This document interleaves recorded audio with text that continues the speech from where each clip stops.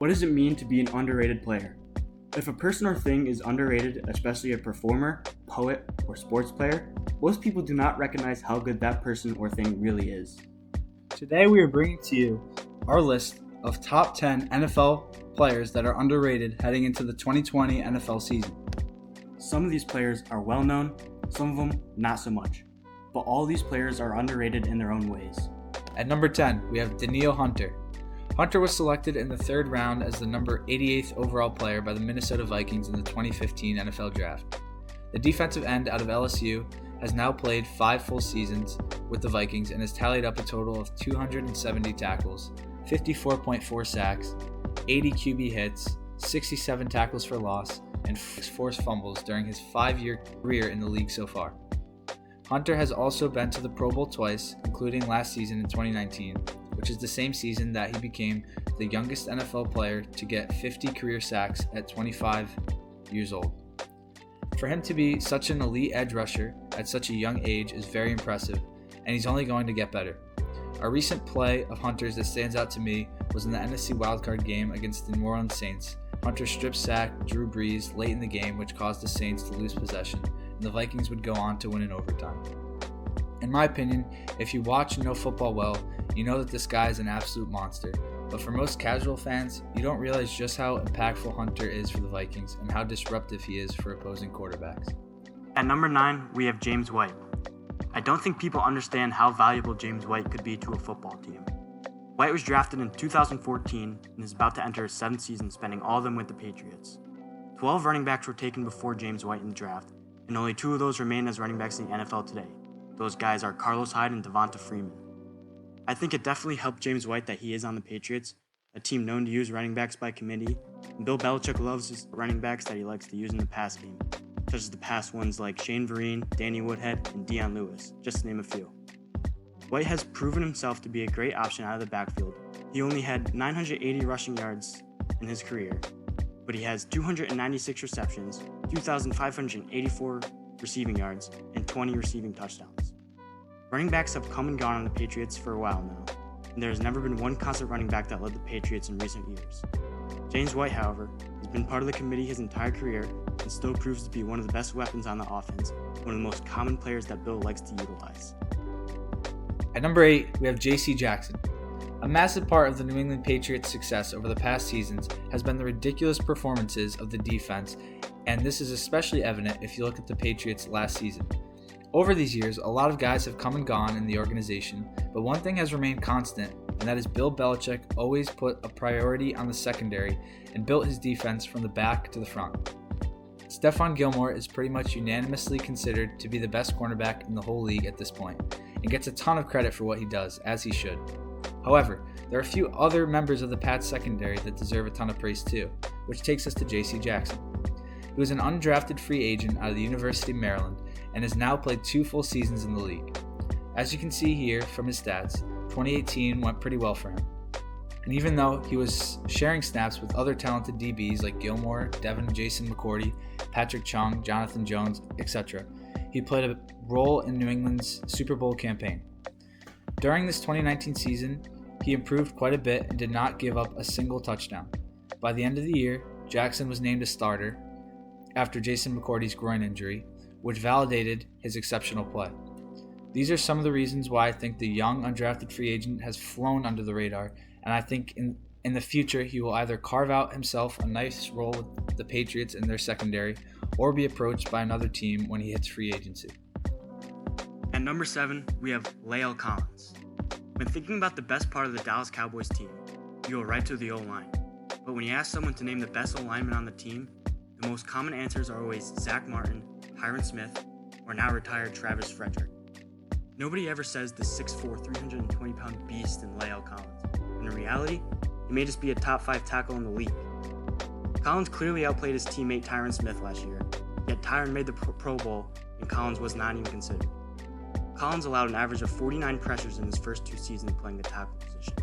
But this year, he only allowed 26 pressures the entire season, and he faced guys such as Preston Smith, Danielle Hunter, Ryan Kerrigan, Cam Jordan, and Khalil Mack. Collins can be known for his elusiveness and physicality. This big man can move, and he proved to do that this year. It's also pretty clear that Leo is not afraid to get downfield and set blocks as well. He has very much improved in his pass blocking because of this. And add that onto his already impressive run blocking, you got a guy who edge rushers will not want to see. Number 6, Matt Judon. I think the reason why Judon is so underrated / underappreciated is because of how many talented players the Ravens have on their roster. But Judon certainly deserves recognition for the part he plays with Baltimore.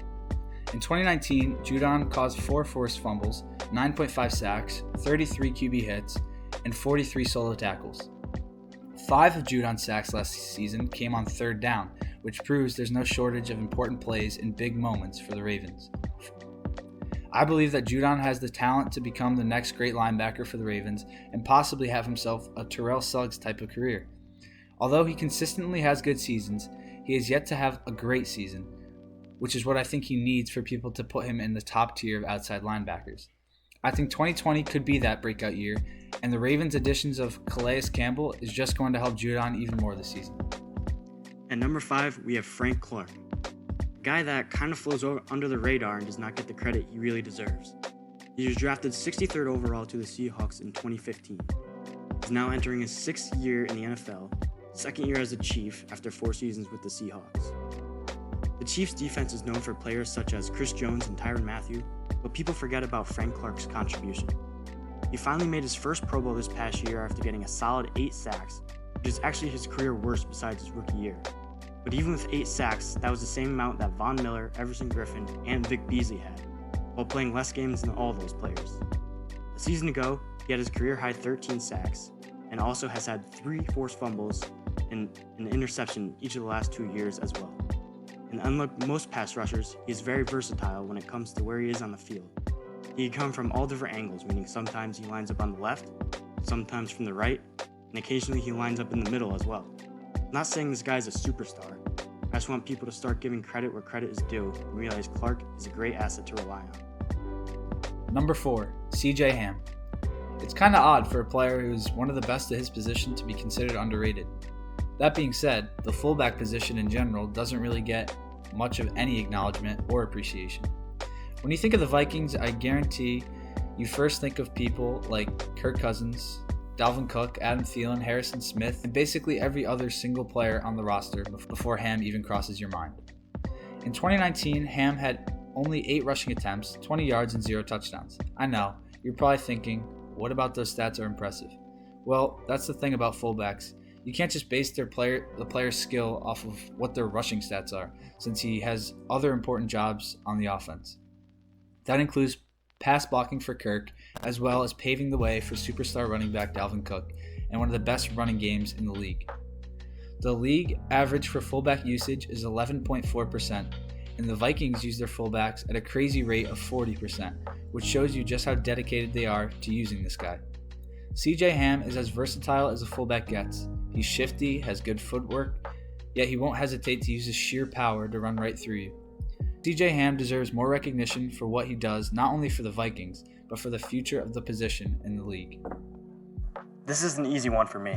At 3, we have Jameson Crowder. Jameson Crowder is just one of those guys who silently puts up solid numbers year in and year out. Crowder led his team in almost every receiving category last year. I know he's on the Jets, and his only real competition for receiving the ball were Robbie Anderson or Le'Veon Bell, but everyone thought of the Jets' number 1 to be Anderson last year. Well, it wasn't. And now he's gone, but they do have a new wide receiver in Denzel Mims and a newly acquired Brashad Perriman. But these guys will not be taking away any more reps that Anderson would have if he was still on the team. Here are some stats you probably didn't know about Crowder. Crowder was targeted more than Chris Godwin, Amari Cooper, and Mike Evans this past year. Had more catches than Odell Beckham Jr., Devontae Parker, and Courtland Sutton.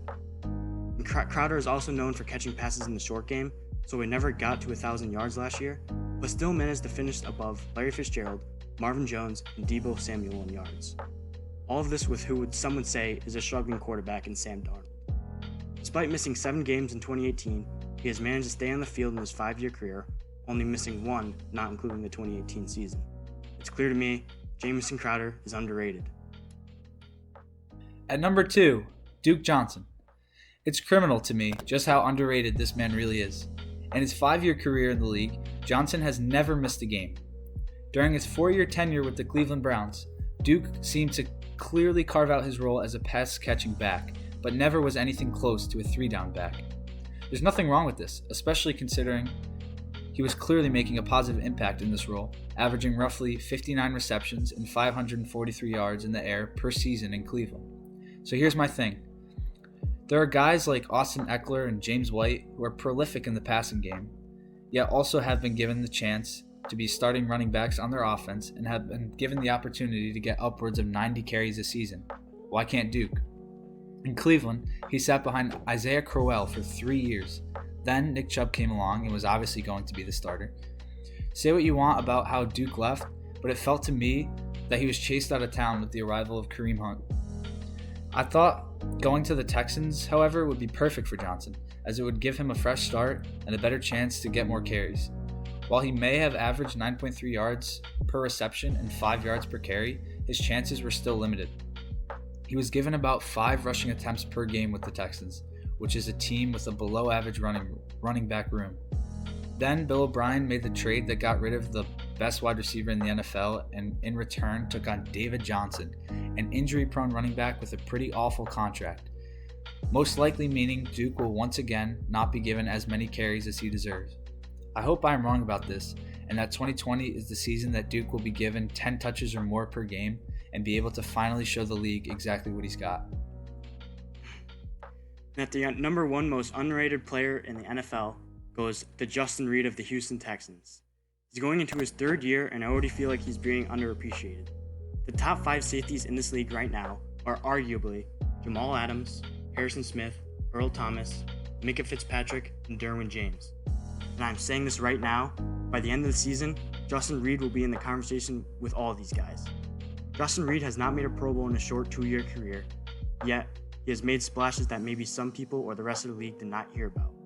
Reid has had 5 picks in 2 years so far, including one that he returned 101 yards for a touchdown in his rookie year. He averages 83 tackles per year and has 15 pass deflections in his early career. He recorded some of these solid stats while suffering constant shoulder injuries throughout the entire year last year and still managed to play 15 out of 16 games. The Texans know what a talent they have, and it's easy to see that after his teammates voted him their 2019 Ed Block Courage Award honoree. It's just time for the rest of the NFL to know his name. Alright, and that is our top 10 underrated NFL players heading into the 2020 season. Thank you guys so much for watching. If you made it this far, go ahead and click that subscribe button to make sure that you don't miss out on any other videos. And let us know down below if you agree or disagree with any of what we said.